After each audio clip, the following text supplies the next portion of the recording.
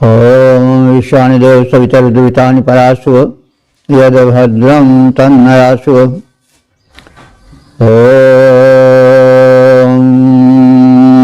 भद्रं कर्णेभिः शृणुयाम देवा भद्रं पश्येमाक्षभिर्यत्राः श्रीरङ्गैस्तुष्टुभांसस्तनूभिः विषेम हि देवहितं यदायुः। वेद प्रेमियों सभी श्रोताओं संप्रति हम सब ऋग्वेद के पंचम मंडल के 86वें सूक्त की व्याख्या में प्रवेश करने जा रहे हैं। इस सूक्त में कुल 6 मंत्र हैं और 5 मंत्र संख्या 1 से लेकर के 5 तक अनुष्टुप छंद में, और छठा जो मंत्र है वह विराट पूर्वा छंद में निबद्ध है। मंत्र दृष्टा ऋषि अत्रिभौम और देवता इंद्राग्नि हैं। इस सूक्त के पहले मंत्र का शीर्षक है इंद्र और अग्नि की उपासना का फल। अब संबंधित मंत्र का सर्वप्रथम सत्सर पाठ हो जाए।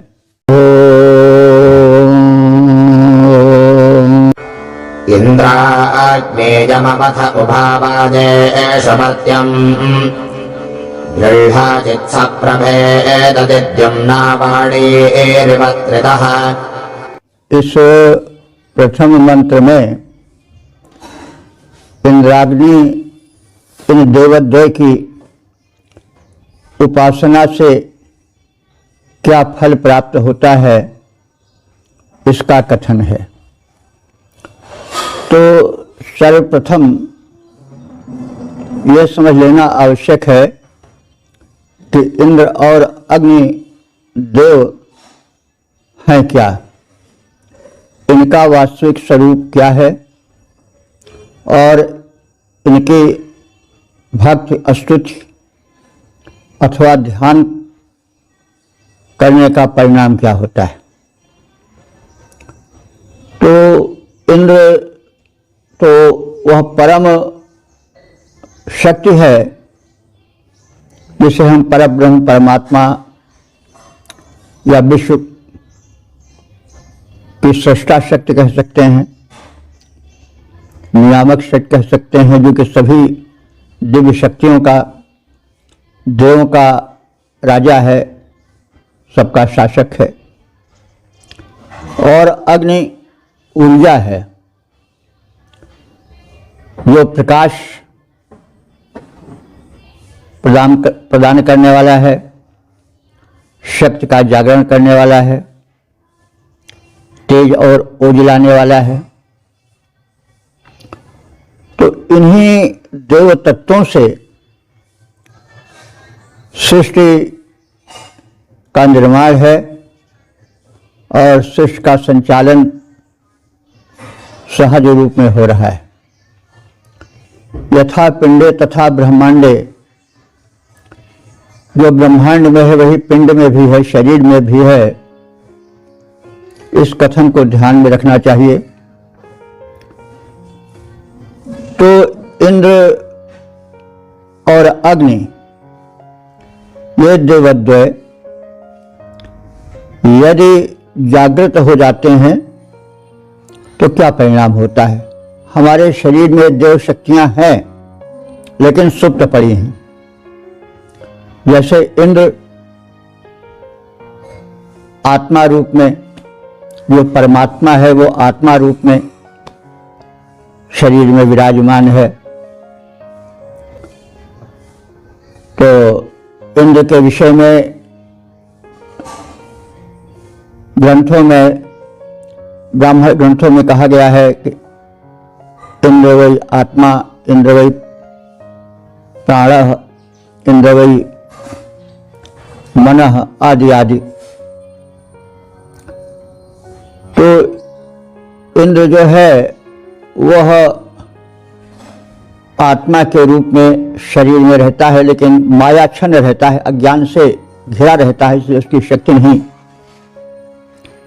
आगे बढ़ पाती है, प्रकट हो पाती है। उसी तरह से अग्नि तत्व भी हमारे शरीर में विद्यमान है। यथाग्नि के रूप में शरीर में जो मेटाबॉलिज्म चयापचय होता है, एक धातु दूसरे धातु में परिणत होती है, वो भी अग्नि का ही परिणाम है। जो शरीर में ओज है, तेज है, नेत्रों में जो दृष्टि शक्ति है, वो सब अग्नि ही का परिणाम है। तो ये हमारे शरीर में सब हैं, इंद्र भी हैं, अग्नि भी हैं, लेकिन ये परस्पर समन्वित होकर के कार्य नहीं कर पाती हैं।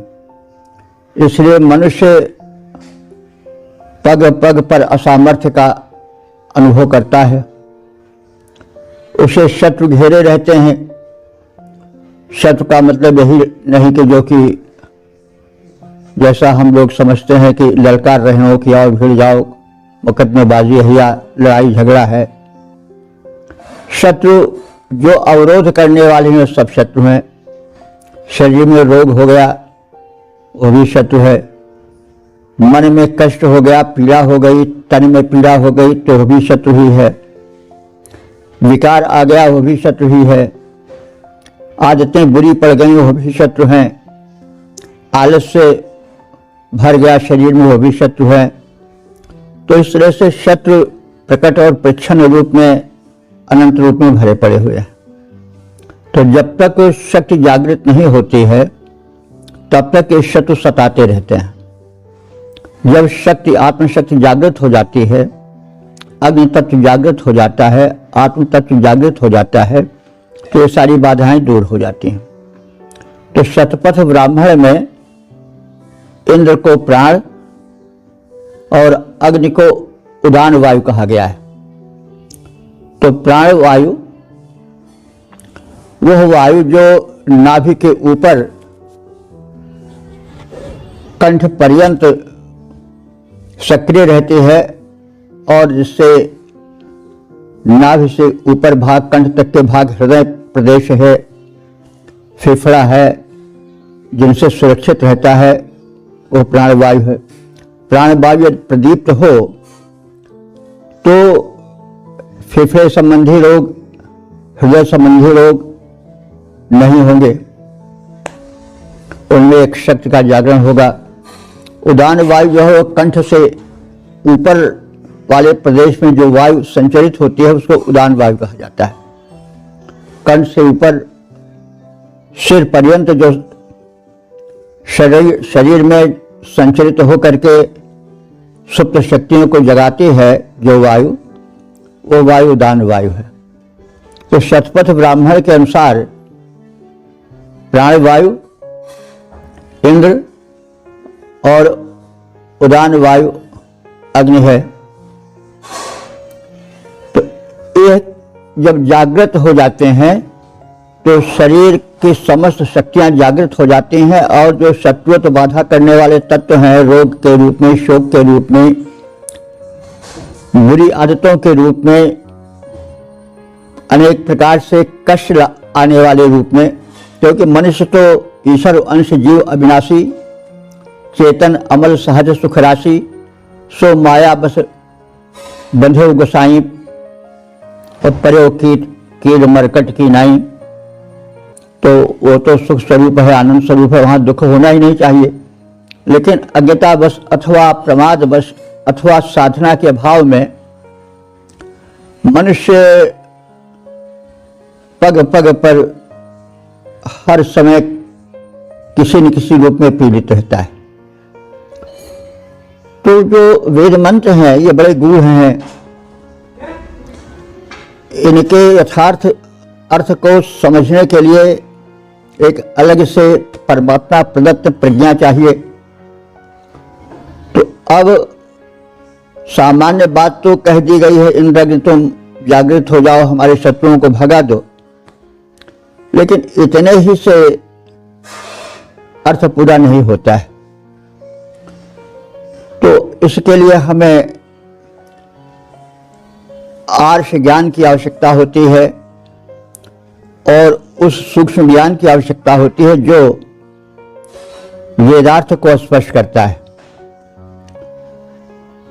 तो प्राण वायु और उदान वायु, ये दोनों वायु अतिरिक्त ऊर्जा और दिव्य शक्तियां देती हैं। और जो शरीर के मुख्य अंग हैं, हृदय, फेफड़े और मस्तिष्क, ये सब इन दोनों वायुओं के सक्रिय रहने से सतेज रहते हैं, दिव्य बने रहते हैं, सशक्त बने रहते हैं। और जीवन संग्राम में, समस्याओं में जो भिन्न भिन्न प्रकार के शत्रु हैं, हमको पीड़ा दे रहे हैं, उनसे हमें मुक्ति मिलती है। तो शत्रु तो अपने ही भीतर बहुत हैं, और अगर हम सब कुछ होते हुए भी दुखी हैं, समझ लीजिए कि हमारे तमाम शत्रु हैं, जिनको हम समझ नहीं पा रहे हैं हमारे शत्रु हैं, वो शत्रु हैं, शरीर में भी पड़े हुए हैं भांति भांति के रूप में। तो देखा जाए तो यह शरीर अग्नि तत्व और प्राण तत्व से ही संचालित होता है। अग्नि तत्व वायु तत्व के संयोग से प्रदीप्त होता है, और इसी आशय को लेकर के ऋषियों ने प्राणायाम की खोज की। प्राण का अर्थ होता है प्राणवायु, जिसमें प्राणवायु और उदान वायु सब वायु आ जाते हैं। तो ये जो है अग्नि तत्व को जागृत करते हैं। जब हवा चलती है तभी अग्नि ले लपटे उठती हैं, तभी वह जागृत होती है। तो प्राण और उदान वायु प्रायः सक्रिय नहीं हो पाती है। मनुष्य का जीवन आराम तलब रहता है, वह ना दौड़ने में, ना चलने में, ना श्रम में लगाता है। जैसे कि वायु का वेग तीव्र हो, वह आराम तरफ जिंदगी बताता है।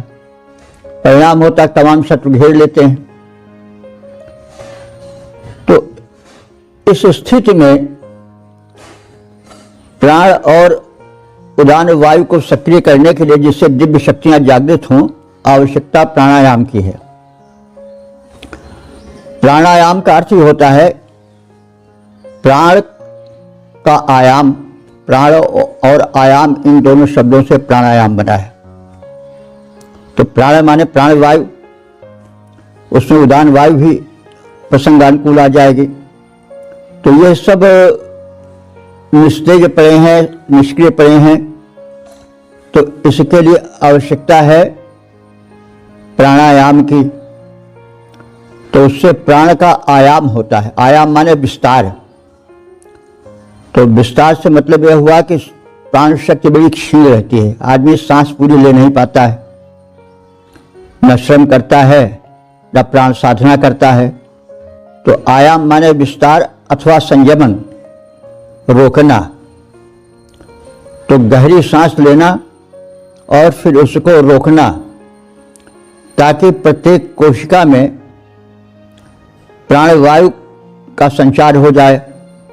और उदान वायु का यह महत्व है कि जो मनुष्य की दिव्य शक्तियां हैं वो कंठ के ऊपर हैं। जैसे आज्ञा चक्र है जो दोनों भौहों के बीच में है, जब यह खुल जाता है तो दिव्य दृष्टि हो जाती है। किसी के मन की भावना को समझ लेना, दूर की वस्तुओं को देख लेना, दूरदर्शन, दूर श्रवण आदि सुलभ हो जाता है। सिद्धियां यही हैं। और इसके ऊपर जब वायु सहस्रार चक्र की ओर प्रयाण करती है, जो कि मस्तिष्क के विभाग हैं जहां सुप्त शक्तियां पड़ी हुई हैं, तब मनुष्य जो है वो दैवी शक्तियों से संपन्न ईश्वर हो जाता है। उसमें अपार शक्ति का जागरण होता है। तो जब अपार शक्ति का जागरण होगा तो जो संकुचित वृत्ति होने के कारण मैं तो दीन हूं, हीन हूं, दरिद्र हूं, किसी पद पर नहीं हूं, कोई मेरी सुनता नहीं है आदि जो हीनता की भावनाएं होती हैं, जिससे व्यक्ति खिन्न रहता है, वो सब समाप्त हो जाता है। उसे आत्मबोध होता है और उसमें जो अनंत शक्तियां छिपी हुई हैं वो जागृत होने लगती हैं। न तत्र दुखम न तत्र मृत्यु न तत्र रोगम न भय न शोक। तो प्राप्ते च योगाग्निमय शरीरम, जब योगाग्निमय शरीर मिल जाता है तो न तत्र दुखम न सुखम न चिंता न द्वेष रागव न च काचिद इच्छा। तो मनुष्य का वही दिव्य जीवन है। तो यहाँ पर जो अग्नि तत्व है, ऊर्जा जो सुप्त है पड़ा है और हमारे मस्तिष्क में सुप्त शक्ति पड़ी है, वो प्राण वायु और उदान वायु के साधना से जागृत हो जाती है। तब सारे दुख क्लेश दूर हो जाते हैं, दिव्य दृष्टि मिल जाती है। इन्हीं बातों को बड़े संक्षेप में और संकेत रूप में कहा गया है, क्योंकि वेद में कोई बात व्याख्यायित नहीं है, सूत्र रूप में संकेत में है। उसको विस्तार के साथ तत्व के साथ समझना, यही मंत्रार्थ समझना है। तो हम इंद्र और अग्नि के स्वरूप को समझें। इंद्र जो है वह आत्मा रूप में भी रह रहा है। उसे अज्ञान रूप, मल रूप, काम क्रोध रूप सब आवरण घेरे हुए हैं, जिससे उसकी शक्ति दबी पड़ी हुई है, आत्मबोध नहीं हो पा रहा है। ऊपर जो आज्ञा चक्र है, कंठ के ऊपर जो शक्तियां हैं आज्ञा चक्र में और जो सहस्रार चक्र में सुप्त पड़ी हुई हैं, मनुष्य का भी 5% भाग खुल पाया है मस्तिष्क का और 95% सो रहा है। तो इस शक्ति के जागृत के लिए हमें इंद्र और अग्निदेव की उपासना आवश्यक है। इंद्र और अग्निदेव का स्वरूप हमने संक्षेप में बताने की चेष्टा की, तो उसी रूप में देखें। इंद्राग्नि, हे इंद्र और अग्निदेव, उभा यानी तुम दोनों जब जागृत हो जाते हो तो बाजेशु, वाज कहते हैं युद्ध को, और बाजेशु माने युद्धों में, संग्रामों में। यम मर्त्यम अवथः, तुम जिस मरणशील मानव की रक्षा करते हो, अवथः रक्षा करते हो, सह वह त्रितः वाणी एव, वो त्रितः माने ऋषि के तुल्य जो है वो जागृत वेदवाणी को समझने लगता है। जैसे ऋषि वेदवाणी के रहस्य को समझ जाते हैं, वैसे ही वह व्यक्ति जिसका आत्म तत्व प्राण और उदान वायु के साधना से जागृत हो गया है, जिसकी सुप्त शक्तियां चैतन्य हो गई हैं, जागृत हो गई हैं, वो ऋषि तुल्य हो जाता है। और फिर वह वाणी माने वेदवाणी के रहस्य को समझने के योग्य हो जाता है। और फिर शत्रुओं को संग्रामों में माने जो तरह तरह के रोग, शोक, दोष, दुख, जो अपने में अल्पज्ञता का अनुभव होता है, हीनता का अनुभव होता है, वो सब शत्रु समाप्त हो जाते हैं और मनुष्य अपने को दिव्य रूप में देखने लगता है। फिर उसे अभाव नाम की वस्तु, दुख नाम की वस्तु कहीं रही नहीं जाती है, क्योंकि जब आत्मविद मतलब ब्रह्मविद, ब्रह्मवत भवत, जो ब्रह्म तत्व को समझ लेता है वो स्वयं ब्रह्म बन जाता है। तो ब्रह्म में तो न दुख है, परमात्मा में न दुख है, न शोक है, न चिंता है, वो तो नित्य आनंद स्वरूप है, सच्चिदानंद स्वरूप है, सत्य है, चित है, आनंद है। तो उसे स्वरूप का ज्ञान हो जाता है। और वेदवाणी के जो रहस्य हैं उसे ऋषि तुल्य, ऋषियों हैं जिनकी मेधा जागृत है, तो वह ऋषि तुल्य हो जाता है साधक। और वेदवाणी के रहस्य को समझने की क्षमता उसमें आ जाती है। दृढ़ दुम्ना चित भेदति, वह दृढ़ और तेजस्वी शत्रु सैन्य को छिन्न भिन्न कर देता है। दृढ़ माने दृढ़, दुम्ना माने तेजस्वी, और शत्रु शक्ति को भेदत माने छिन्न भिन्न कर देता है। तो शत्रु भी बड़े प्रबल हैं, काम, क्रोध, लोभ, मोह, मद आदि, अज्ञान। मनुष्य सब कुछ होते हुए भी अपने को बड़ा हीन समझ रहा है और जगह जगह पर दैन्य प्रदर्शित करता है कि भैया हम तो बड़े दीन हैं, हीन हैं, कुछ हम में है नहीं, अमुक तो ऐसा है वैसा है। और मनुष्य अपने में जो है वो बड़ी हीनता का अनुभव करता है, हीनता ही दुख का कारण है। तो इस प्रकार से जब इंद्र और अग्निदेव साधना के माध्यम से, जबकि प्राणवायु और उदान वायु जो कंठ के ऊपर की वायु है वो जागृत हो जाती है, तो मस्तिष्क की और अन्य जो भ्रूमध्य चक्र हैं, आज्ञा चक्र आदि, ये सब जागृत हो जाते हैं। तो उस समय शत्रु जो हमें कष्ट देते हैं किसी रूप में, अल्पज्ञता के रूप में, अज्ञान के रूप में, वे सब समाप्त हो जाते हैं, जीवन आनंद में हो जाता है, फिर वहां कोई कष्ट रह ही नहीं जाता है। तो हे इंद्र और अग्निदेव, तुम दोनों युद्धों में जिस मनुष्य की रक्षा करते हो वह परम ज्ञानी होकर ऋषितुल्य हो जाता है और वेदवाणी के गूढ़ रहस्य को समझने में सक्षम हो जाता है। और वह इतना शक्तिशाली हो जाता है कि जो प्रबल शत्रु सैन्य है, काम, क्रोध, लोभ, मद, मोह, अपने में आत्महीनता आदि, दुख, दैन्य आदि, ये सब शत्रु ही हैं, क्योंकि जो हमको कष्ट दे वो शत्रु है, ये सब छिन्न भिन्न हो जाते हैं। तो इस प्रकार से आत्मचेतना की जागृत का संदेश इस मंत्र में दिया गया है।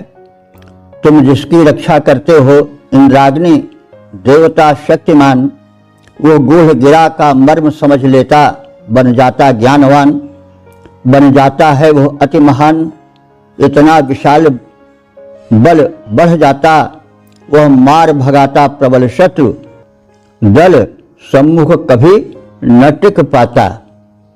ओम वेद प्रेमियों, सुधी श्रोताओं, संप्रति हम सब ऋग्वेद के पंचम मंडल के 86वें सूक्त के दूसरे मंत्र की व्याख्या में प्रवेश करने जा रहे हैं। मंत्र रष्टा अतिभौम, छंद अनुष्टुप, देवता इंद्राग्नि, शीर्षक है इंद्राग्नि का आवाहन। अब संबंधित मंत्र का सर्वप्रथम सस्वर पाठ हो जाए। या प्रतनासु दुष्टराजा वाजेष श्रवाय्या, या पंचचर्षडेरभेन्द्राग्नेता हवामहे। इस दूसरे मंत्र में इंद्र और अग्निदेव की महत्ता और उनके आवाहन पूजन का फल क्या होता है, इसका कथन है। तो या प्रतनासु दुष्टरा, जो इंद्र और अग्निदेव, प्रतना कहते हैं युद्ध, और प्रतनासु माने युद्धों में, दुष्टरा माने अपराजेय हैं। तो इंद्र और अग्नि के स्वरूप को हम समझ चुके हैं। ये सर्वशक्तिमान हैं और इनको विरोधी शक्तियां परास्त नहीं कर सकती हैं। ये अजेय हैं। वाजेषु शवैया, वाजेषु, वाज कहते हैं अन्न को भी, बाज कहते हैं युद्ध को भी। तो ये अन्न वाले युद्ध में या अन्न वाले यज्ञ में, दोनों में यश प्राप्त किए हैं। अर्थात इनकी साधना से यज्ञ में भी साफल्य प्राप्ति होती है और अन्न की प्राप्ति में भी साफल्य मिलता है। तो अब युद्ध जो होता है उसमें भी जब इंद्राग्नि अनुकूल रहते हैं, शक्ति का जागरण होता है, तो सफलता मिलती है। जो शत्रु हैं, रोग, शोक, चिंता और अपने में हीनता का अनुभव आदि जो हमको खिन्न किए रहते हैं, वो सब दूर होते हैं। और यह तो युद्ध के अर्थ में लगेगा और अन्न के अर्थ में लगेगा, जैसे मनुष्य को खाद्य पदार्थ चाहिए,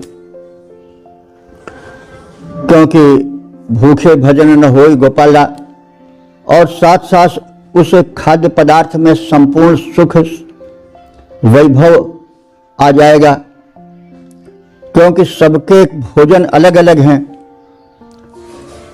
जिससे उदर भरता है वो तो आहार है, जिसको हम लेते हैं अन्न के रूप में, खाद्यान्न के रूप में। नेत्रों का आहार अलग होता है, प्रिय वस्तुओं का दर्शन, और कान का आहार होता है आनंददायक वस्तुओं का श्रवण। इसी तरह से जितनी इंद्रियां हैं उन सबका आहार होता है, तो उन सब आहारों की प्राप्ति इन देवद्वय से हो जाती है। इसलिए ये पूज्य हैं, यज्ञों में भी पूज्य हैं और युद्धों में भी पूज्य हैं। युद्ध से मतलब हुआ कि जीवन युद्ध में, और यज्ञ के मतलब हुआ कि हम जो कर्म करते हैं। तो यज्ञ के विषय में स्थान स्थान पर हम लोग कहते सुनते आए हैं, यज्ञों वै श्रेष्ठतमं कर्म, जो उत्तम कर्म है वो सब यज्ञ हैं। तो कर्म किए बिना तो मनुष्य रह नहीं सकता है, लेकिन कर्म में सफलता मिलनी चाहिए, तभी श्रम की सार्थकता है। तो ये जो देवद्वय हैं, इंद्र और अग्नि, ये हमें कर्म क्षेत्र में भी सफलता देने वाले हैं और साधना के क्षेत्र में भी सफलता देने वाले हैं।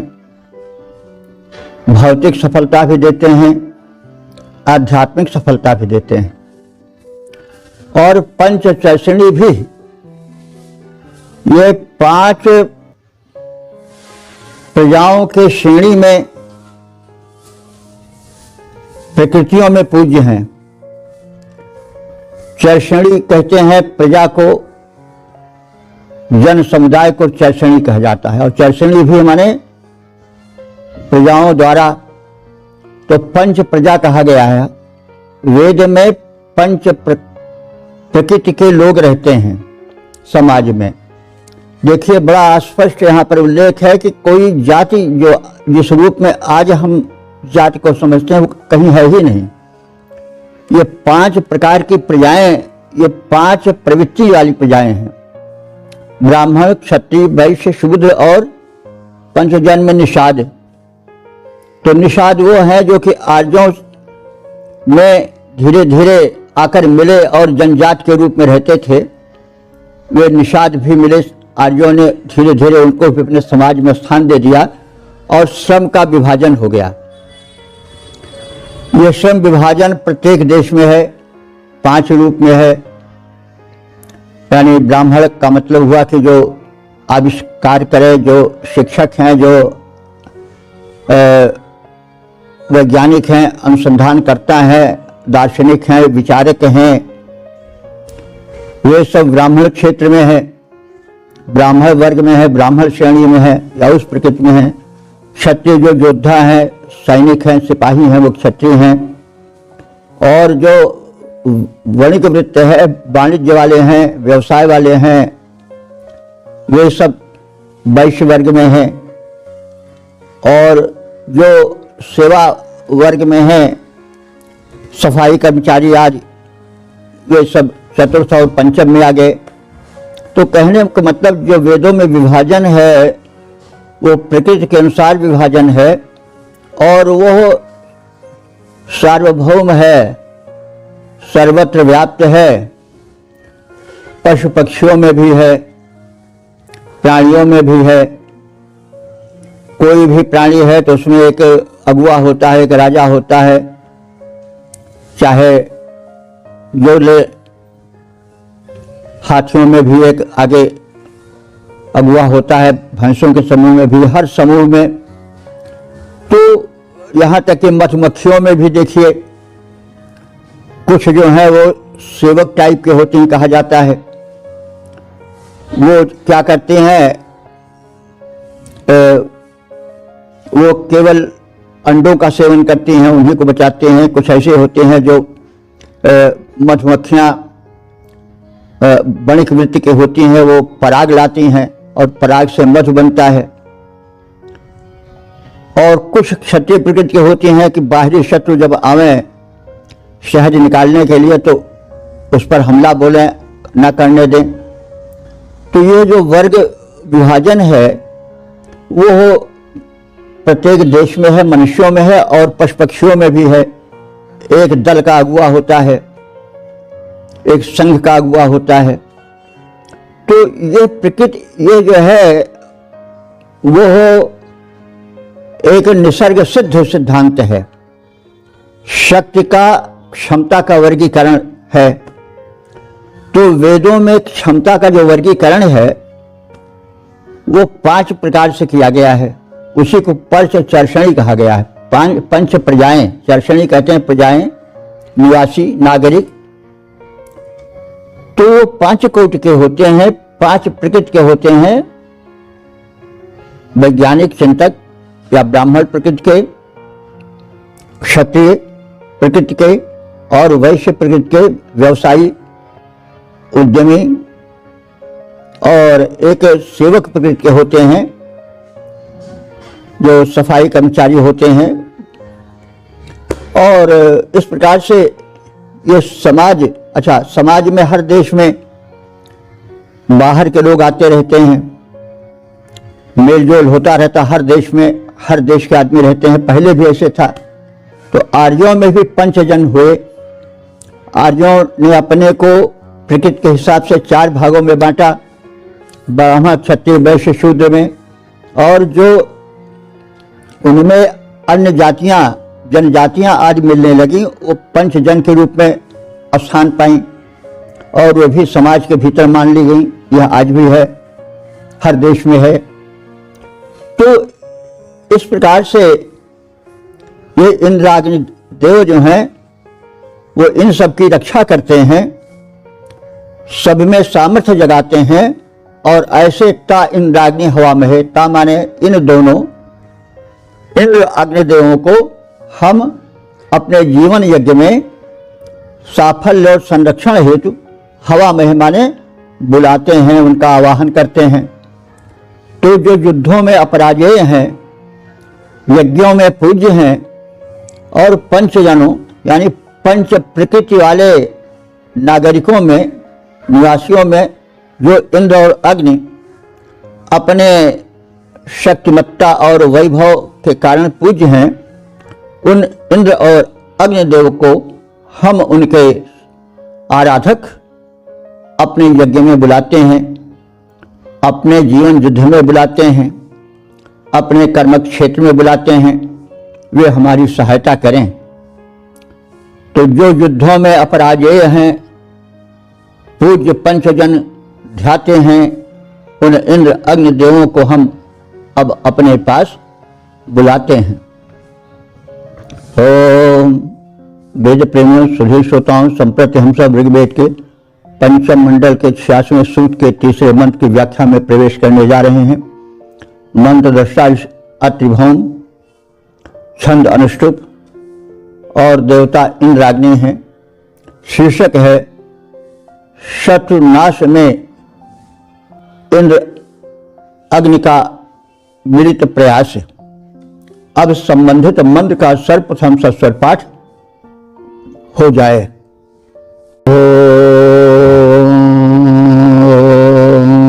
रजोरिदमभच्छमस्तिग्मादिद्युन्मघोनोः प्रतिद्रुणागभस्त्योर्गवाम्रत्रघ्न एषते। इंद्र और अग्निदेव के बल की प्रशंसा है। इनके स्वरूप को हम लोग समझ चुके हैं, संक्षेप में जान चुके हैं। उसी की छाया में, आलोक में हम अर्थ की गंभीरता में प्रवेश करें। तयो हमारे उन दोनों इंद्र और अग्निदेवों में मघोनो उनमें ऐश्वर्य का निवास है, यानी दोनों मघोना है। मघोना कहते माने ऐश्वर्यशाली। तयो मघोनो, उन ऐश्वर्यशाली इंद्र और अग्नि के गभस्तयो, गभस्तयो माने हाथों में तिग्मा विद्युत तीक्ष्ण वज्र है। तिग्मा माने तीक्ष्ण, विद्युत माने वज्र। तो हमारे यहाँ शक्तियों के हाथ में, देवताओं के हाथ में शस्त्र दिखाया गया है। ये लोग भ्रम से, भटक से या अन्य किसी कारण से कहते हैं कि जो सनातन धर्म है वो तो हिंसा कहता ही नहीं, वो अहिंसक है, अहिंसा परमो धर्म का जो है वह संदेश देने वाला है, सब कुछ सह लेने वाला है। तो एकांगी चिंतन उनका है। हमारे वेदों में कोई ऐसा देव नहीं है जिसके हाथ में जो है वो अस्त्र शस्त्र न हो। यहाँ तक कि तुंदिल गणेश के हाथ में भी त्रिशूल है। जितनी माताएं हैं, दुर्गा देवी, काली और अन्य 9 देवी जिनका समय चल रहा है इस समय, सबके हाथ में शस्त्र है। क्योंकि विपरीत विरोधी शक्तियां साथ साथ चलती हैं, तो उनके विनाश के लिए तो शस्त्र की आवश्यकता ही है। शस्त्र के भीतर हम केवल तोप तलवार को ही न समझें, जो बुद्धि बल है, नीति बल है, वो भी शस्त्र ही है, वाणी बल है, वो भी शस्त्र ही है। तो इस तरह से हम अर्थ को विस्तार के साथ जहां आवश्यक हो वहां देखें। तो ये दोनों तयो हो, माने ये जो दोनों देव हैं, इंद्र और अग्नि, ये मघोना माने ऐश्वर्य प्रदायक हैं। लेकिन इनके हाथों में गभस्तयो, दोनों हाथों में तिग्मा विद्युत तीक्ष्ण वज्र है, यानी तेज अस्त्र शस्त्र धारण किए रहते हैं। इस तरह से मनुष्यों को भी चाहिए कि वे भी निहत्थे न रहें, अस्त्र शस्त्रधारी रहें, क्योंकि शत्रु तो कदम कदम पर मिल जाते हैं। तो अब यह है कि अस्त्र शत्रु तरह तरह के होते हैं नहीं। अब एक शत्रु तो गोली से मारा जा सकता है, लेकिन एक शक्ति है जो, एक शत्रु वो है जो गोली से, जिसको डॉक्टर वैद्य देते हैं, उससे मारा जाता है, रोग वाला शत्रु। कोई शत्रु काम क्रोध लोभ है, उसको शास्त्र अध्ययन के द्वारा मारा जाता है, वही उसका शस्त्र है। अज्ञान शत्रु है, उसको करने के लिए शास्त्रोपदेश, शास्त्र अध्ययन, चिंतन, उपदेश श्रवण, वेद शास्त्रों का अध्ययन, यही अस्त्र हो जाएगा।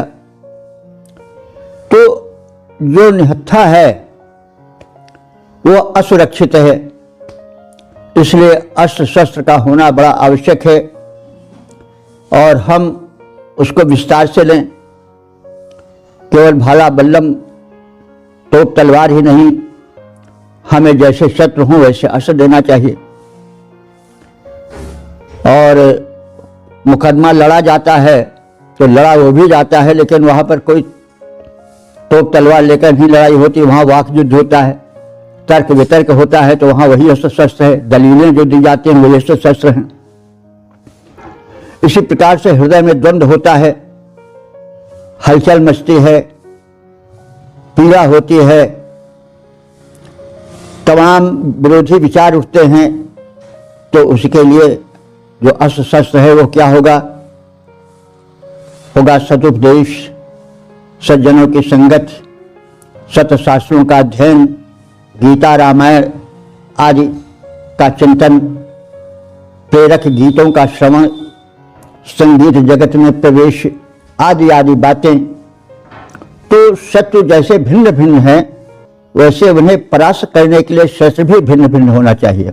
भूख भी शत्रु हो जाती, बड़ी जोर के भूख लगी तो अब हम उसके लिए शत्रु क्या होगा? बढ़िया भोजन, पौष्टिक सुस्वादु। तो ये सब जो हमें सताते हैं वो सब शत्रु हैं, और उन शत्रुओं के लिए अस्त्र शस्त्र चाहिए। लेकिन अस्त्र शस्त्र का मतलब यही नहीं हुआ कि केवल बाहरी, उसके लिए जैसा शत्रु वैसा अस्त्र। तो अब हमें मच्छर को मारना है तो हम बंदूक थोड़े चलाएंगे, हम कोई छिड़काव कर देंगे, वही अस्त्र है। तो बहने ये मतलब हुआ कि रक्षा का साधन अस्त्र है। तो हमारे जो दिव्य देव हैं वो अस्त्र धारण करते हैं, तीक्ष्ण अस्त्र धारण करते हैं। हमको भी अस्त्र धारण करना चाहिए और शत्रु के भेद से अस्त्र होना चाहिए। जैसा शत्रु वैसा अस्त्र। तो इस प्रकार से ये जो देवद्वय हैं वो अपने हाथ में वज्रास्त्र धारण किए रहते हैं। यानी वज्रास्त्र का मतलब यह हुआ कि अचूक अस्त्र। तो इदम शवः अमोत, इन दोनों का बल शत्रु संहारक है। और ये दोनों गवाम माने गायों को प्राप्त करने के लिए मृतकने शत्रुओं को मार डालते हैं। भाई अब गाय पाने के लिए अगर आप मोटे तौर से देखें तो पहले ऋग्वेद काल में गाय जो थी वो सबसे बड़ा धन थी और गाय की चोरी होती थी। पर एक वर्ग विशेष था जो कि गाय की चोरी में बड़ा निपुण था। मौका पा करके गायों को ले जाता था, गुफा में छिपा देता था, रात में फिर निकाल ले जाता था। तो उनका उद्धार होना चाहिए। और फिर गो का अर्थ इंद्रिय भी होता है। तो गवाम माने इंद्रियों के शत्रु क्या हैं? बुरी आदतें, काम, क्रोध, लोभ, मोह, आलस्य, तृष्णा आदि सब ये भी शत्रु हैं। तो गो माने इंद्रिय भी होता है, तो इंद्रियों के शत्रु हैं। तो बुरी बुरी आदतें उनके शत्रु हैं। तो इनका भी संहार आवश्यक है, क्योंकि सबसे बड़ा शत्रु तो हमारे भीतर ही बैठा रहता है। वो क्या, जैसे कहा आलस्यो हि मनुष्याणाम शरीरस्थो महान रिपुः। तो इस प्रकार से ये इंद्र और अग्निदेव जो हैं वो गवाम गायों को प्राप्त करने के लिए बल देते हैं। तो गायों को प्राप्त करने के लिए गाय गोधन अगर हरण कर लिया गया है तो भी इनसे बल मिलेगा। और अगर हमारी इंद्रियों का अपहरण हो गया है, काम, क्रोध, लोभ, मोह, मद, आलस्य, कुटे माने बुरी आदतों के द्वारा, बुरी आदतों में आप सब जानते हैं तमाम चीजें, नशे की आदत हो गई, जुआ खेलने की आदत हो गई, निंदा करने की आदत हो गई, आलस्य की आदत हो गई। ये सब आदतें हैं जो शत्रुवत हैं।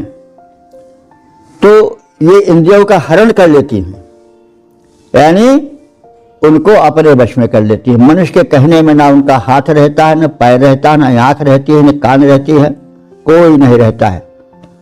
दो तोले की जीभ क्विंटल भरकर शरीर को दौड़ाई चली जा रही है टिकिया खाने के लिए बाजार की ओर।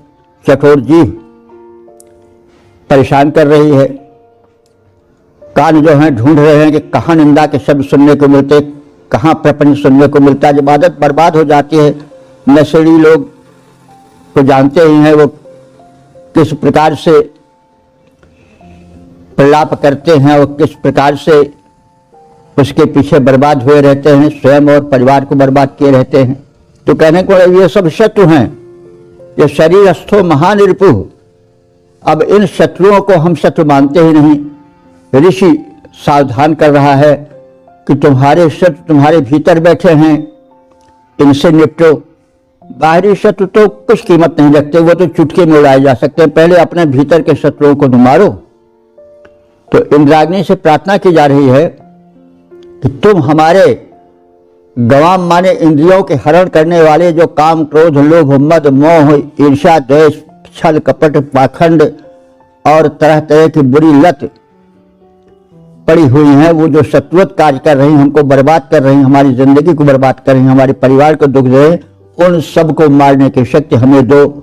हे इंद्र और अग्निदेव, हम प्राण और अपान की साधना द्वारा अपने को सशक्त कर सकें, आत्मबल बढ़ा सकें, ताकि हमारा कल्याण हो सके।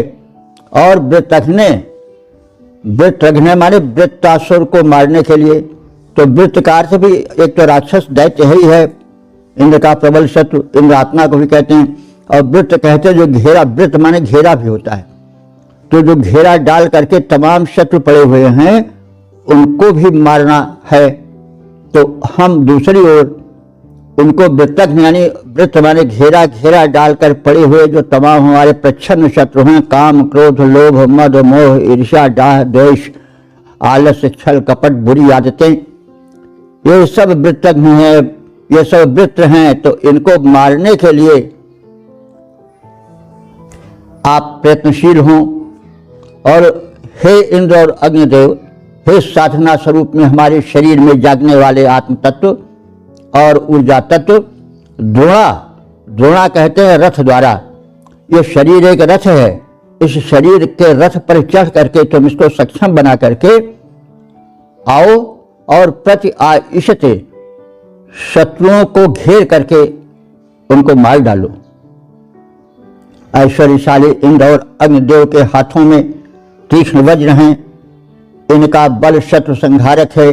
ये दोनों वृत्तासुर को मारने के लिए और गायों के उद्धार के लिए, उन्हें प्राप्त करने के लिए रथ पर बैठकर शत्रुओं की ओर जाते हैं। ये इनका स्वभाव है। तो अब इसके हम उभय अर्थ को जाने। ये हमारे भीतर जो जागृत इंद्रिय शक्ति है, जो जागृत आत्मा है, जो प्राणवायु के संचयन से, संयमन से जागृत हुई है, यह इस शरीर रूपी रथ पर चल करके जो भांति भांति के शत्रु हैं उनको परास्त करें और हमारे जीवन को सुखी और निर्विघ्न बनावें, सफल बनावें। ऐसा इसका संक्षिप्त अर्थ होगा। इनका बल अरिसंहारक है, कर में दृढ़ वज्र सुहाता है, इनका रथ गाय मुक्त करने वृत्तासुर वध को जाता है। ओम वेद प्रेमियों सुधीर श्रोताओं, संप्रति हम सब ऋग्वेद के पंचम मंडल के 86वें सूक्त के चौथे मंत्र की व्याख्या में प्रवेश करने जा रहे हैं।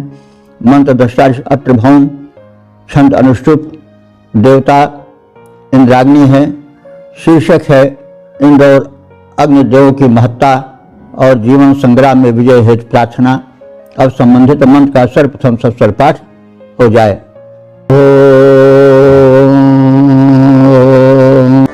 तावामेशे रथानामिन्द्राग्ने हवामहे पते तुरस्य राधसो विद्वान् सागरवणस्तमा। इस चौथे मंत्र में इंद्र और अग्निदेवों को रण में रक्षार्थ बुलाने का कथन है। जैसा पहले कहा गया है कि मनुष्य को कहीं न कहीं युद्ध करना पड़ता है प्रतिक्षण, कभी काम से, कभी क्रोध से, कभी लोभ से, कभी निराशा से, कभी अभाव से। मनुष्य एक क्षण भी बिना संघर्ष के नहीं रह पाता है। संघर्ष ही जीवन है। एक वाक्य में किसी ने जीवन की परिभाषा की है कि life is an struggle, life is a struggle. जीवन स्वयं एक संग्राम है, जीवन एक युद्ध है। तो इसमें जब जीवन है, युद्ध है, तो युद्ध तरह तरह के होते हैं। तो कहीं बोली का युद्ध, कहीं गोली का युद्ध, कहीं किसी प्रकार के युद्ध है। जहां अवरोध है, उस अवरोध को रोकने में जो प्रयास होता है सब युद्ध के ही अंतर्गत आएगा। तो इंद्र और अग्नि जो है वो अंतरात्मा की प्रबुद्ध शक्ति और ऊर्जा के रूप में स्मरण किए गए हैं कि इंद्राग्नि, हे इंद्र और अग्निदेव, जो हमारे आत्मशक्ति के रूप में और ऊर्जा के रूप में हमारे इस शरीर रूपी रथ में विद्यमान हो, हमारे जीवन में विद्यमान हो, हमारे शरीर में निवास कर रहे हो सुषुप्त रूप में, अब तुम जग जाओ और तुरस राजसा पति, और तुरस माने तीव्रता से, राजसा माने ऐश्वर्यों को पति माने स्वामित्व करने वाले, तुम दोनों जो हो शारीरिक ऊर्जा के स्वामी हो और उसको तीव्र गति से जागृत करने वाले हो। गिरवणस्ताम, तुम दोनों गिरवण हो। गिरवण माने प्रशंसित और गिरवणस्तम माने अत्यंत पूज्य और प्रशंसित। तुम दोनों इंद्र और अग्निदेव जिनका स्वरूप कथित है, कह दिया गया है, वे दोनों अत्यंत पूज्य हैं अपनी गुणवत्ता और महत्ता के कारण। इसलिए हे देवद्वय तुम अत्यंत पूज्य हो। रथा नाम ऐसे, रथों के युद्ध में हवा में हम तुम्हें रक्षार्थ बुलाते हैं। तो रथ तो शरीर भी है, रथों से युद्ध रण क्षेत्र में भी होता है। रथ उस समय का वैदिक युग का युद्ध का सबसे प्रबल साधन था। लेकिन जीवन जब एक युद्ध हमारा जाएगा तो उसमें रथ जो है वो शरीर है। और आत्मानम रथनम विद्धे शरीरम रथमेव चा कहा भी गया है कि हम शरीर के रथी हैं, यानी रथ पर चढ़ने वाले सवार महारथी हैं और हमारा शरीर रथ है। बुद्धि प्रग्रह में ऊंचा, बुद्धि उस रथ को संभालने वाली, प्रग्रह माने लगाम है, तो रथ रूपक है। तो इस रथों के युद्ध में जहां पर मानव के मध्य में भांति भांति के युद्ध चलते हैं। आज हमला होता है, नहीं, आप लोग टीवी में सुनते होंगे कि अमुक ने अमुक पर हमला किया। तो हमला करने का मतलब कोई तोप तलवार से नहीं दौड़े, वो बोली का हमला है। पहले गोली से हमला होता था, बोली से हमला होता है आज के प्रजातंत्र के युग में। लेकिन हमला युद्ध होता है, वह युद्ध भी होता है, एक दूसरे पर आक्षेप लगाया जाता है, वही मानो प्रहार है एक दूसरे के ऊपर। तो इस प्रकार से हमें प्रसंगानुकूल शब्दों के व्यापक अर्थ को जान करके आनंद लेना चाहिए। तो यहाँ पर सब प्रतीक रूप में है। तो रथा नाम ऐसे, इस रथ के युद्ध में तो हमें सामर्थ्य प्राप्त हो, हम विजयी हों। इसलिए हे देवद्वय हवा में है, हम आप दोनों को रक्षा के लिए बुलाते हैं। तो रथ का युद्ध तो होता ही है। रथ रूपक मानस का इस संदर्भ में स्मरणीय है। तो आप सब जानते हैं कि लंका कांड में रावण जब गरजता हुआ आया रथ पर सवार होकर के, तो राम उस समय बिना रथ के थे। तो विभीषण विचलित हो गया और रावण रथी विरथ रघुवीरा देख विभीषण भयो अधीरा। नहीं तो संदर नहीं पद त्राणा, नहीं तनु त्राणा, कह बिथ जितब वीर बलवाना। हे भगवान, हे राम जी, रावण रथी है, रथ पर सवार है और आप तो बिना रथ के हैं। रावण के कवच है, तन त्राण है, लेकिन आप तो बिना कवच के हैं। तो कह बिथ जितब वीर बलवाना, कैसे अब इससे सामना हो सकेगा भगवान, हमें बड़ा संदेह हो रहा है। तो उस समय जो राम जी ने उत्तर दिया वो बड़ा ही सार्थक है। वो रथों के युद्ध तोड़ने का, भाई देखो, कहो राम सुन सखा सुजाना, यही जय हो सो संदन आना। जिससे विजय प्राप्त होती है वो रथ, संदन माने रथ, वो रथ दूसरा होता है। सौरज धीरज तहि रथ चाका, सत्यशील दृढ़ ध्वजा पताका। बल विवेक दम परहित घोरे, क्षमा कृपा समता रथ जोरे। ईश भजन सारथी सुजाना, विरत चर्म संतोष कृपाना। समदम नियम शिली मुख नाना, कवच अभेद विप्र गुरु पूजा। यही सम विजय उपाय न दूजा। सखा धर्म में असरथ जाके, कहन विजय कतहूँ रिपु ताके। अति अजय संसार रिपु, जीत सकै सो वीर। जाके असरथ हो दृढ़, सुनो सखा मति धीर। तो उन्होंने कहा कि आप भूलो नहीं, भटको नहीं, जिससे विजय होती है वो रथ दूसरा है। वो एक रूपक में कहा गया कि सौरज धीरज तहि रथ चाका। शौर्य होना चाहिए, धैर्य होना चाहिए। अगर मनोबल टूट गया तो कोई युद्ध नहीं जीत मिलेगी। तो मनोबल चाहिए, शौर्य चाहिए, धैर्य चाहिए। सौरज धीरज तहि रथ चाका, उस रथ चक्र, उस रथ के दो चक्र हैं, शौर्य और धैर्य। आप घबराए नहीं, अकुलाए नहीं, धैर्य रखें। और शौर्य माने अपने पराक्रम को ढीला मत करें, कर्म करते रहें। सौरज धीरज तहि रथ चाका, सत्यशील दृढ़ ध्वजा पताका। बल विवेक दम परहित घोरे, क्षमा कृपा समता रज जोरे। समता माने समत दुष्ट लगाम होनी चाहिए। ये नहीं कि हम स्थान स्थान पर भेदभाव करते चलें। साम में हम में हो, हम समत्व, समत्वम योग उच्यते। गीता में भी कहा गया योग है क्या? समत्व, माने सम दृष्टि रखना, सम व्यवहार करना, हानि लाभ, जय अजय, जय पराजय, जन्म मृत्यु, सुख दुख, शीत उष्ण, सबको सम मानो, सबको एक नियम मानो और सबका सामना करो।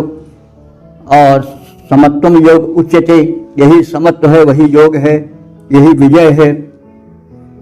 तो ये संसार विषम है, भिन्न भिन्न परिस्थितियों से पूर्ण है, इसलिए इसमें क्षमा कृपा समता रज जोड़े। आप समत्व की लगाम रखो, रज्जु रखो और क्षमा भी करो। हर जगह लड़ने को तैयार मत हो जाओ, कहीं कहीं क्षमा भी कर दो। ये नहीं किसी ने कहा बस जब देखो तब लड़ने को तैयार हो जाए, तब तो फिर आपकी शक्ति गई। कभी कभी मैदान छोड़ भी देना चाहिए, क्षमा भी कर देना चाहिए और कृपा भी कभी कभी कृपा भी कर दो, नहीं तो फिर काम ही नहीं बनेगा। क्षमा कृपा समता रज जोड़े, ईश भजन सारथी सुजाना। उस भगवत भजन में भी मन लगाओ, जो कि सबका स्वामी है, सबको शक्ति देने वाला है, तो वही सारथी बनेगा। जब भगवान को आप सारथी बनाओगे, रथ की डोर सौंप दोगे, तब विजय होगी। अर्जुन ने क्या किया था? कृष्ण के हाथों में अपनी बागडोर सौंप दी। तो जब कृष्ण के हाथों में, भगवान के हाथों में बागडोर हो गई तो उनकी विजय निश्चित हो गई। तो वही चीज है। आप सब इस प्रसंग को जानते होंगे कि जब दुर्योधन और अर्जुन ये सब युधिष्ठिर ये सब पहुंचे सहायता के लिए महाभारत युद्ध प्रारंभ होने के पहले, तो दुर्योधन ने भी कहा कि भगवान हम आपसे चाहते हैं और पांडव पक्ष के लोग भी चाहे कि हमारी आप सहायता करें। तो उन्होंने कहा भाई देखो, एक और हम रहेंगे और एक और हमारी जो है वाहिनी रहेगी, विकट वाहिनी, तो क्या चाहते हो? तो भौतिकवादी था दुर्योधन, उसने कहा हमें आपकी जो ये सेना है, यादवों की विकट सेना है, उसे चाहिए। और अर्जुन और युधिष्ठिर ने कहा कि भगवान केवल हम आपको चाहते हैं, क्योंकि कृष्ण ने कहा था कि एक और हम रहेंगे अकेले और एक और हमारी पूरी जो है वो वाहिनी रहेगी, यादवों की विकट वाहिनी। तो अंत में वरण जो किया वो पांडवों ने किसको किया? कृष्ण को। उन्होंने कहा हम बिना अस्त्र के रहेंगे, तो उन्होंने कृष्ण को वरण किया और अंत में अपने रथ के सारथी के रूप में कृष्ण को बैठाया। अंत में विजय उन्हीं की हुई। तो मतलब ये सब बातें जो हैं ये समझने के लिए हैं। हम यूं न समझें कि हम केवल बहुत बड़ा दल बटोर लेंगे तभी हमारी विजय होगी। एक विजय का अलग उपाय होता है जो बताया गया, वेद भी कह रहा है और बाद में उसी के अनुसार तुलसीदास आदि और गीता आदि में ये बातें कही गई हैं। तो इस भजन सारथी सुजाना, जब भगवान तुम्हारे सारथी बन जाएंगे तो फिर तुम्हारी विजय निश्चित है। इस भजन सारथी सुजाना, विरत चर्म संतोष कृपाना। तो इस प्रकार से है कि अजय संसार जीत सके सो वीर, जाके अशरथ हो जो सुनो सखा मत धीर। अपने बुद्धि में धीरता लाओ, घबराओ नहीं, विजय उसी की होगी जिसके पास ऐसा रथ होगा। तो सुनो सखा धर्म में असरथ जाके, कहन विजय कतहूँ रिपुता के। इस प्रकार से जो है वो हमें इस युद्ध को एक विशाल, एक व्यापक रूप में देखना चाहिए, क्योंकि वेद जो है वो केवल भौतिकता के ही प्रतिपादक नहीं है, वे आध्यात्मिकता के भी प्रतिपादक हैं। दोनों का समन्वय जब होगा तभी जीवन युद्ध में विजय प्राप्त हो सकेगी। क्योंकि कहाँ कहाँ तक आप युद्ध एक जगह थोड़े है। युद्ध जो है वो सामने भी हो सकता है, कोर्ट में भी हो सकता है, नोट में भी हो सकता है। युद्ध जो है वो रोग से भी हो सकता है, शोक से भी हो सकता है, अपनों से भी हो सकता है, परायों से भी हो सकता है। तो कहाँ तक तुम बंदूक चलाओगे, कहाँ तक लड़ोगे? नहीं, दांव पेच जहाँ जैसा हो वैसा करना चाहिए। तो उसमें एक अध्यात्म, एक भावना परम आवश्यक है। तो वही बात है। तो वेद भौतिक के साथ साथ अध्यात्म को भी लेकर चलता है। तो वही बात कही गई है कि हे इंद्र और अग्निदेव, तुम दोनों प्रेरक हो, ऐश्वर्य के अधिपति हो। ऐश्वर्य का भी व्यापक अर्थ लेना चाहिए। ईश्वरत्व, धन, संपत्ति, समृद्धि आदि सब आते हैं ऐश्वर्य में। तुम ऐश्वर्यों के अधिपति हो, स्वामी हो, विद्वान और अनन्य रूप से पूज्य हो। तुम दोनों को हम रथों के युद्ध में अपने रक्षार्थ बुलाते हैं। तो रथ और युद्ध आदि के विषय में हम जान चुके, तो भौतिक के साथ साथ अध्यात्म की ओर हमें चलना चाहिए। और यही ऋषि कहना चाहता है, क्योंकि मंत्र जो है वो बड़े सूत्र शैली में कहे गए हैं, क्योंकि उस समय इतना व्यापक छापे खाने आदि की व्यवस्था नहीं थी। बात को सूत्र शैली में कहा जाता था, गुरु शिष्य को विस्तार के साथ समझाता था। आज उसी का अभाव है और हम चेष्टा कर रहे हैं कि उस अभाव की पूर्ति करें। जो सूत्र शैली में बात कही गई है उसको व्यास शैली में प्रकट करें, विस्तार के साथ प्रकट करें। तो अब हमने एक चेष्टा की कि इस रथ का, इस युद्ध का मतलब क्या है, ऋषि क्या कहना चाहता है, इसको हम समझें और अपने जीवन में उतारें। तो तुम दोनों प्रेरक, हे इंद्र और अग्निदेव, तुम दोनों प्रेरक पूज्य सुधी ऐश्वर्य युक्त हो, हे स्वामी। रथ के रण में रक्षार्थ बुलाते तुम्हें, हे अंतर्यामी। ओम वेद प्रेमियों, सुधे श्रोताओं, संप्रति हम सब ऋग्वेद के पंचम मंडल के 86वें सूक्त के 5वें मंत्र के व्याख्या में प्रवेश करने जा रहे हैं। मंत्र दृष्टा अत्रिभौम, छंद अनुष्टुप, देवता इंद्राग्नि। शीर्षक है इंद्राग्नि का आवाहन। अब संबंधित मंत्र का सर्वप्रथम सस्वर पाठ हो जाए। तावृधन्तावनुद्योन्मर्ता आजदेवापदभा अर्हन्ताचित्पुरोदधेंशे एव देवावरवदे। इस पांचवें मंत्र में इंद्र अग्नि इन देवद्वय को जीवन यज्ञ में आवाहन का कथन है और उन्हें अग्रस्थान देने की बात है। तो मर्त्याय अनुद्योन विधंतो, हे इंद्र और अग्निदेव, तो मर्ताय माने मरणशील मानव के लिए, अनुद्योन माने दिनों रात यानी प्रतिदिन, विधंतो माने उनको वृद्धि देते रहते हो। मानव में तुम आत्मबल भरते रहते हो दिनों रात। तव देवो, ये दोनों देव अदभा माने पूजनीय हैं और अहिंसनीय हैं, किसी प्रकार से निंदनीय नहीं है। अर्हंताचित देव, तुम दोनों देव परम पूज्य हो और देवों में सर्वोत्तम हो। तुम दोनों को हम आराधक अर्वते, अर्वते माने अश्व प्राप्ति हेतु, अर्वत या अर्वन कहते हैं अश्व को, और चतुर्थी अर्वन का है अर्वते। तो हम सब तुम्हें अश्व प्राप्ति के हेतु बुलाते हैं।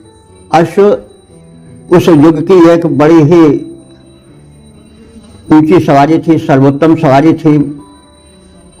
अश्ववार माने घुड़सवार को बहुत ऊंचा सम्मान मिलता था। फिर युद्धाज में भी अश्व काम आते थे। लेकिन हम यदि उसके अध्यात्म प्रकर्ष को देखेंगे तो अश्व माने बल भी होता है। अश्व का मूल अर्थ जिससे अश्व बना है वह बल ही के अर्थ में है। आज भी बल को नापने के लिए हार्स पावर शब्द का प्रयोग होता है। तो हम तुम्हें बल प्राप्ति के लिए बुलाते हैं, यानी हमें शारीरिक बल हो, आत्मबल हो, नैतिक बल हो, साहस का, क्षमा का, धैर्य का, सबका बल हो। और इस प्रकार से बल प्राप्त हेतु और अश्वधन बल को प्राप्ति के हेतु, ताकि हम भौतिक और आध्यात्मिक दोनों रूपों में समृद्ध हो सकें, इसलिए तुम्हें आवाहित करते हैं। और अंशा इव, जैसे सोमरस को यज्ञ में प्रधान स्थान दिया जाता है, उसी तरह से पुनः दधे हम तुम्हें अपने जीवन में आगे रखते हैं, यानी तुम्हारे ही अध्यक्षता में, तुम्हारे ही प्रेरणा में हम अपने जीवन युद्ध में सफल होने की इच्छा करते हैं और अपने कर्म यज्ञ को पूरी करने की अभिलाषा रखते हैं। तुम्हारा ही सहारा, तुम्हारा ही आश्रय लेते हैं। हे इंद्र और अग्निदेव, तुम हमारे इस जीवन यज्ञ में पधारो और हमें विजय दिलाओ। हमारा ये जो प्रतिक्षण युद्ध में बीत रहा है भांति भांति के, उसमें हम पराजित न हो। हमारा धैर्य, हमारी सहनशीलता कभी हिम्मत न हारे, कभी नीचा न देखे।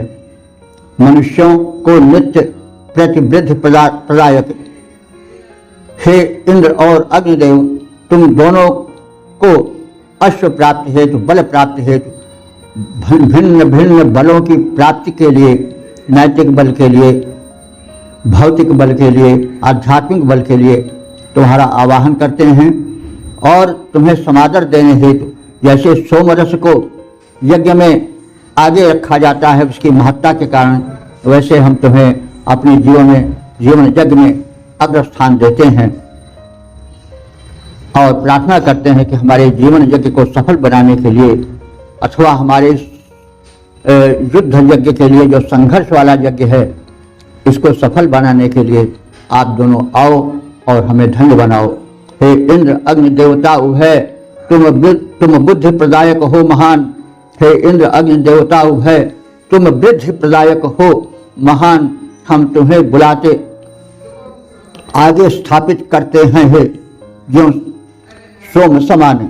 हम तुम्हें बुलाते आगे स्थापित करते हैं सोम समान। ओ वेद प्रेमी सुधीर श्रोताओं, संप्रति हम सब ऋग्वेद के पंचम मंडल के 86वें सूक्त के 6ठे मंत्र के व्याख्या में प्रवेश करने जा रहे हैं।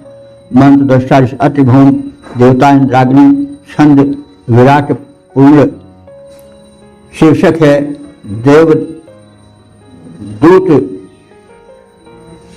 और इन देवद्वय को हव्य प्रदान करने हेतु आवाहन।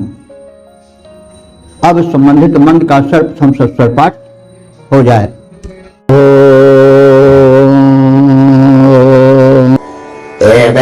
देवेन्द्राभ्यामः आविहव्यं शोष्यं घृतन्नपोतमद्रिभिः तासोरशुश्रवो बृहद्रयिं गृणत्स्वदिघृतमिषं गृणत्स्वदिघृतम्।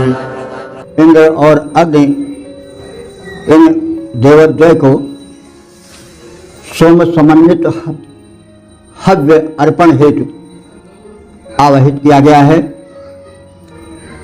हम जिससे शक्ति मांगते हैं उस देव शक्ति का आवाहन और उसे नैवेद्य चढ़ाना भी आवश्यक होता है। यह शिष्टाचार है, तो शिष्टाचार रूप में भक्ति भाव से समन्वित आवाहन होना आवश्यक है। और नैवेद्य रूप में जो सबसे मूल्यवान वस्तु है सोम, और सोम के साथ साथ जो पुरोडाश आदि रूप में हव्य विधि रूप से बनाई जाती है, उससे समर्पण की बात कही गई है। तो हम दिव्य शक्तियों को आवाहित करें और उनको भक्ति भाव पूर्वक जो सर्वप्रिय वस्तु हो, सात्विक वस्तु हो, उसे प्रदान करें। सोम जो है वो एक रूप में तो वो एक लता का पौष्टिक पेय है, लेकिन दूसरे रूप में वैश्विक ऊर्जा का स्रोत है। तो हमें शक्ति, मान को बुलाने पर शक्ति को प्रदर्शित करके, माने अपने आत्मबल को, अपने भक्ति बल को, अपने आग्रह बल को, उद्यम बल को दिखाते हुए सर्वप्रिय वश नम्रता पूर्वक समर्पित करनी चाहिए इस देव को। इस बात की इसमें पुष्टि की गई है। तो हे इंद्र और अग्निदेव, हे आत्मा रूप में विराजमान, हे ऊर्जा रूप में विराजमान अग्नि और इंद्रदेव अग्नि और इंद्रदेव, तुम दोनों प्राण और अपान वायु से तीव्र होते हो और हम तुम्हें अपने इस जीवन यज्ञ में आवाहित कर रहे हैं। तुम दोनों महान हो। सुष्यम माने बल प्रदायक हो, घृतम न घृत के समान तेजस्वी हो, अद्रिभि पूतम तुम देवद्वय के समादर हेतु, अद्रि कहते हैं पत्थर यानी सिलबट्टे के रूप में प्रयुक्त रस निकालने के साधन के द्वारा सोमलता को पीस करके सोमरस हम निचोड़ चुके हैं और उसे पवित्र बना चुके हैं, छान करके दुग्ध आदि मिला करके, और ऐसे भक्त समन्वित शक्त समन्वित सोमरस के साथ पुरोडाश आदि रूप में तुम्हें हम हव्यार्पण कर रहे हैं। भक्ति भाव भरे उपहार प्रस्तुत कर रहे हैं। इंद्राग्नि भ्याम अहावि, और इस प्रकार से इन देवद्वय इंद्र और अग्नि को अपने जीवन यज्ञ में बुला रहे हैं और उन्हें अपने इस उपभोग्य इस प्रस्तुत सोमरस को और नैवेद्य आदि को प्रस्तुत कर रहे हैं। सूर्यशु, हे इंद्रदेव, हम आपके आगे समर्पण कर रहे हैं अपनी प्रिय वस्तु और जो तुम्हें अत्यंत प्रिय है सोमरस प्रस्तुत कर रहे हैं। पुरोडाश आदि के रूप में हव्य सामग्री प्रस्तुत कर रहे हैं। जो हमसे हो सक रहा है ज़्यादा से ज़्यादा हम आपके स्वागत में अपने को समर्पित किए हैं, लेकिन अब आपसे हम यह याचना करते हैं, ये प्रार्थना करते हैं कि सूर कहते हैं विद्वान को। हमारे विद्वानों में जो समाज का नेतृत्व जो समाज को नेतृत्व प्रदान करते हैं, उसमें बल बुद्धि का संचार करते हैं, नए नए आविष्कार करते हैं, ऐसे हमारे विद्वानों को जो अध्यात्म की धारा बहाते हैं, जो आत्म तत्व जागृत करते हैं, उन विद्वानों में और उन गृहस्थ माने तुम्हारे गुण गाने वाले श्रोताओं में आप श्रवः माने यश प्रदान करो, यानी वो यशस्वी बने। अथवा श्रव माने यश भी होता है, श्रव माने अन्न भी होता है। उन्हें अन्न धन से और यशोधन से संपूर्ण करो ताकि उनका जीवन पूर्ण हो जाए और वे एक महान जीवन बिता सकें। तो ऐसे गृहस्थ, ऐसे गुणगान गाने वाले इन श्रोताओं को तुम श्रवः माने यशस्वी जीवन दो और श्रवः माने समृद्धि प्रदायक अन्न प्रदान करो। इनको सब प्रकार से पुष्ट करो। बृहत रंग, महान धन जो आचरण का धन है, जीवन का धन है, विद्या धन है, विभिन्न विभिन्न प्रकार के धन हैं, उन धनों से इनको संपन्न करो। गृहस्थ इन श्रोताओं को ईशम दिधृतम तुम विधिवत अन्न धन आदि प्रदान करो। तो जो यज्ञ करा रहे हैं, जो विद्वान हैं, जो तुम्हारे भक्त स्तुति करता हैं, वे सभी तुम्हारे अनुदान से वंचित न रहें, क्योंकि तुम महान हो, तुम शक्तिमान हो, शक्ति प्रदान करने वाले हो। हमने बलप्रद घृतवत तेजस्वी सोम समन्वित पुरोडाश आदि से युक्त हव्यान्न को तैयार कर लिया है और इंद्र तथा अग्निदेवों को समर्पित कर दिया है। हे देवद्वय, हम श्रोताओं को, हमारे विद्वानों को, हमारे स्तुतिकर्ताओं को, भक्तों को आप जो है यश प्रदान करो, प्रचुर अन्न धन प्रदान करो, ताकि वे सुखी और समृद्ध जीवन आपकी छत्र छाया में बिता सकें। वो निर्धन और किंचन जीवन न जिएं, उनका जीवन धन्य जीवन हो, ऐसी आपसे प्रार्थना है। बल तेज प्रदायक सोम समन्वित है प्रस्तुत हव्यान्न। हे इंद्राग्निदेव, बल तेज प्रदायक सोम समन्वित है प्रस्तुत हव्यान्न स्वीकारो हे देव, करो धन यश बल हमें प्रदान।